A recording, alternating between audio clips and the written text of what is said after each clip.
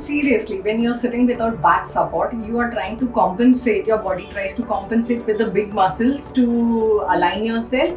When the big muscles also fail, there's like compensation happening in the brain, which is trying to mal-align your body and create a lot of dysfunctions in your body. Then you land up into long-term dysfunctions or aches and pains, but then this can lead to long-term effects which are not good for you. It'll work out with different medications for like temporarily. You need to fix the malalignment, you need to correct the mechanism of the body, and then you're good to go.